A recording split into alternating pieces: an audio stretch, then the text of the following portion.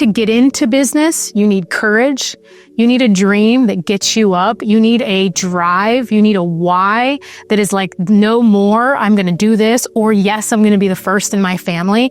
And that's what it's going to take you to get started. Let's do this. But then what it takes you to keep going is a whole other set of skills that you need to develop.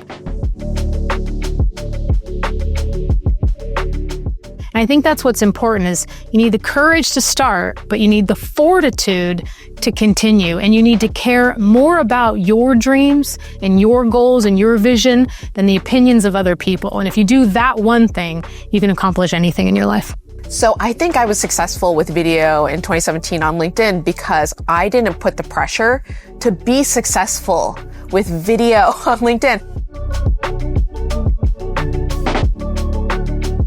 I just thought, this is something I'm just going to do for a month. And it ended up being a month of daily consecutive videos that ended up being over 800 daily consecutive videos on LinkedIn. Most of which were shot and edited by myself. So not even a team, just me. And I think when I was doing it, I had, for lack of a better phrase, love of the game. I really was enjoying making videos. I was enjoying sharing my knowledge. It wasn't just me saying, I'm going to be number one on this platform. It was me saying, here's me and 10 of my goofy friends who are all in this LinkedIn video beta together.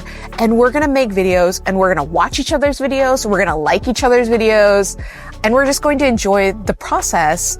And that was how I grew an audience because I think people could tell I was genuinely having so much fun making videos on this platform that people don't consider a video platform. And even now when I see videos that are a little bit overdone or a little bit like, it's really funny to me seeing people say this is the formula for LinkedIn video, and they're mocking it off of me doing a goofy video at Disneyland. And they say this is the formula, and they do it in such a serious, unfun way, is always a little funny to me. When you're having fun, people want to play with you. It's like if you're showing up and you took care of yourself mentally, emotionally, spiritually, energetically, physically, so that you could have a good time and you could bring enthusiasm. Everybody wants to hang out. They want to support your mission. They want to be a part of it. They want to rub up against it. Contributing one more happy person to the world is a blessing for everybody. And you could be that, you could do what it takes to be that happy person. And then that just makes the world better because matches like matches. You're a match. And someone comes in contact with you now, they feel good and lifted up and they're going to go for their dreams and they're going to invest. It's like you can be that by just deciding. It only takes one person to decide, I'm going to take responsibility and do what it takes to bring good into the world. You know, I read the same exact goals every single morning when I wake up and the same exact goals every night when I go to sleep. 6 of them expire in 6 months. The other 4 expire in 2 years, 5 years, 10 years, and 20 years.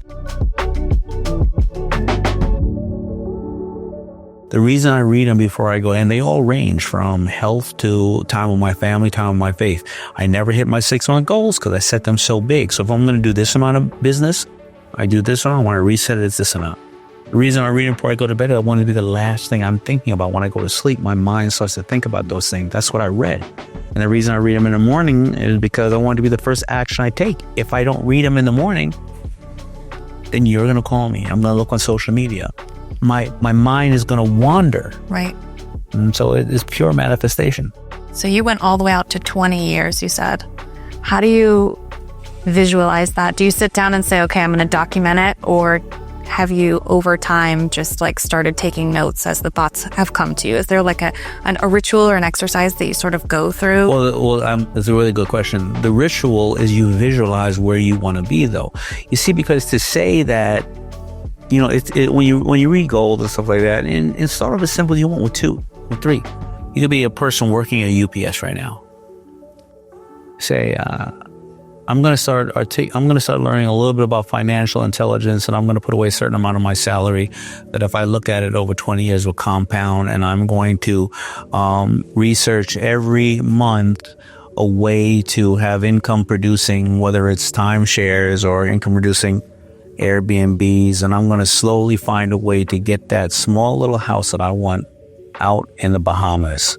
and I see myself walking on that beach holding my wife or husband or daughter's hand, or my dog strolling every single morning with that sun beating on me. I'm in a white t-shirt and cut-off shorts, and I see the path of that sand behind me, and the waves are crashing right there. And then you can keep seeing yourself there. Just keep seeing yourself there. Keep seeing yourself there.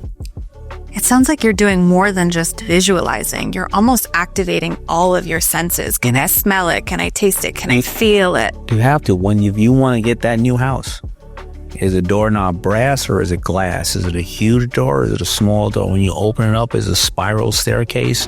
Is there bread baking? Is significant other there? Is your dog barking? When you walk to the back, is it a forest? Is it a desert? Is it an ocean? Is it a metropolitan city?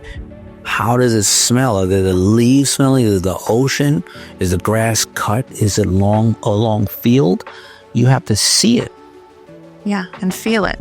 It sounds like too. Yeah. There's this thing that happens in the back of your mind because you don't have a representation of this thing before and you don't have experience in it, that you don't have confidence in it. And then people try to call that imposter syndrome, which I think is a little bit of a cop-out. All it is fear.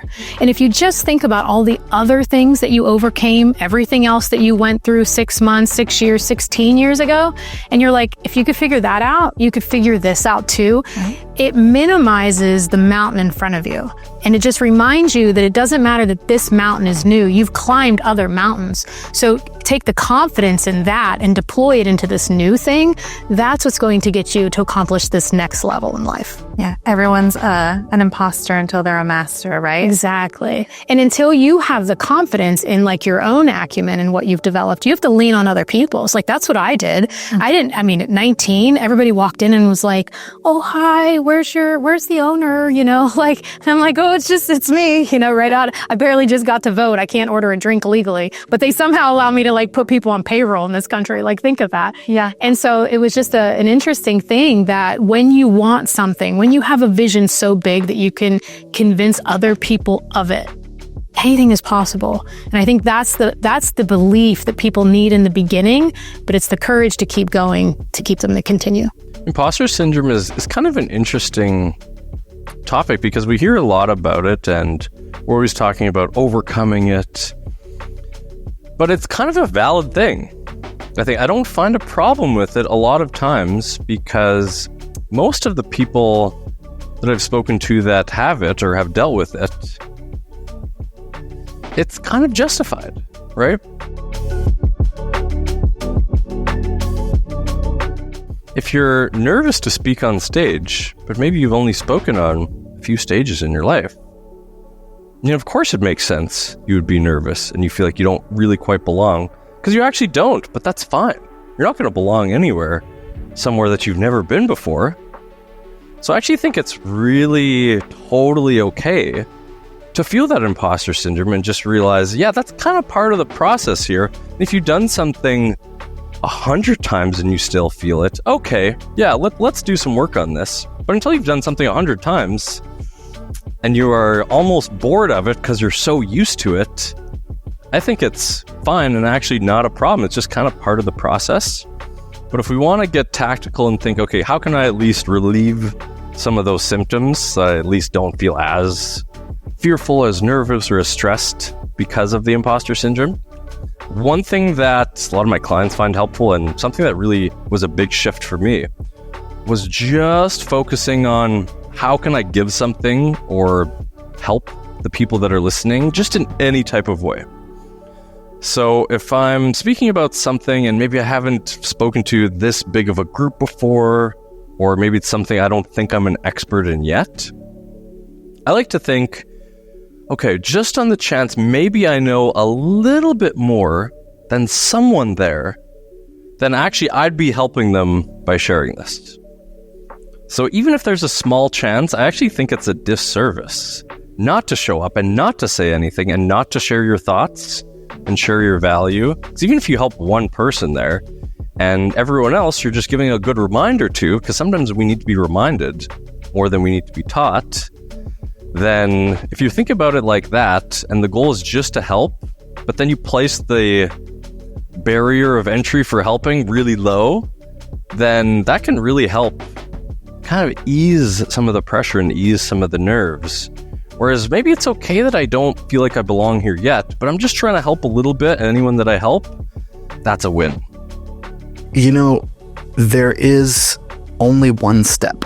So if you live in the West, if you were born in the West, for the most part, you get to choose where you put your attention.